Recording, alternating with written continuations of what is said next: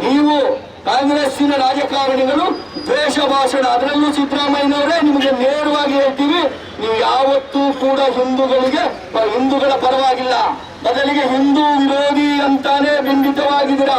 ಇಡೀ ಜಗತ್ತಿನ ಯಾವುದೇ ಪತ್ರಿಕೆ, ಯಾವುದೇ ವ್ಯಕ್ತಿ ನಿಮ್ಮನ್ನು ಪ್ರಶ್ನೆ ಮಾಡಿದರೆ ನಿಮಗೆ ಹಿಂದುತ್ವದ ಅಡಿಯಲ್ಲಿ ಉತ್ತರ ಕೊಡುವ ಶಕ್ತಿ ಇಲ್ಲ ನಿಮಗೆ.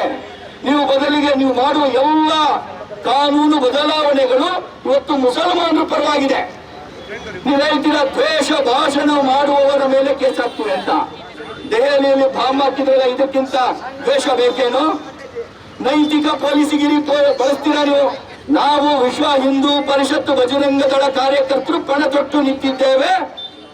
ಹಿಂದೂ ಧರ್ಮದ ಹೆಣ್ಣು ಮಕ್ಕಳು ಲವ್ ಜಿಹಾದಿಗೆ ಬಲಿಯಾಗಿ ಭಯೋತ್ಪಾದನೆಗೆ ಒಳಗಾಗಿದ್ದಾರೆ. ಕತ್ತರಿಸಿ ಪೀಸ್ ಮಾಡಿ ಸೂಟ್ ಕೇಸ್ ಒಳಗಡೆ ಹಾಕಿದ್ದಾರೆ. ಈ ರೀತಿ ಮುಸಲ್ಮಾನ್ ದೌರ್ಜನ್ಯಕ್ಕೆ ಒಳಗಾಗ್ತಾರೆ ಅನ್ನುವ ಕಾರಣಕ್ಕೋಸ್ಕರ ವಿಶ್ವ ಹಿಂದೂ ಪರಿಷತ್ತು ಬಜರಂಗ ದಳ ಕಾರ್ಯಕರ್ತರನ್ನು ಪಣ ತೊಟ್ಟಿದ್ದೇವೆ. ನಮ್ಮ ಪ್ರಾಣ ಕೊಟ್ಟಾಗಲೇ ಹಿಂದೂ ಹೆಣ್ಣು ಮಕ್ಕಳನ್ನು ರಕ್ಷಣೆ ಮಾಡ್ತೀವಿ ಅಂತ. ನೀವು ಸಿದ್ದರಾಮಯ್ಯನವರು ನಮಗೆ ನೈತಿಕ ಪೊಲೀಸಿಗಿರಿ ಹೇಳುವ ಅವಶ್ಯಕತೆ ಇಲ್ಲ.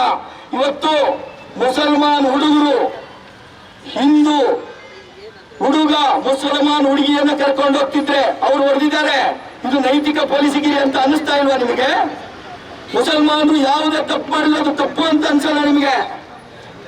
ಯಾವ ಕಾನೂನಿದೆ? ಅಕ್ರಮವಾಗಿ ಗೋ ಸಾಗಾಟ ಮಾಡಬಾರ್ದು, ಗೋವುಗಳನ್ನು ಕತ್ತರಿಸಬಾರ್ದು ಅಂತ ಕಾನೂನಿದೆ. ಯಾವ ಕಾನೂನನ್ನ ಮೀರಿ ಸಂವಿಧಾನದ ವಿರೋಧಿ ಚಟುವಟಿಕೆ ಮಾಡ್ತಕ್ಕಂಥ ಮುಸಲ್ಮಾನರು ಮಾಡ್ತಕ್ಕಂಥದ್ದು ತಪ್ಪಲ್ವೇನು? ಹಾಗಾದ್ರೆ ಅವರು ನೈತಿಕ ಪೊಲೀಸಿಗಿರಿ ಮಾಡ್ತಾ ಇಲ್ವೇನು? ಹಾಗಾದ್ರೆ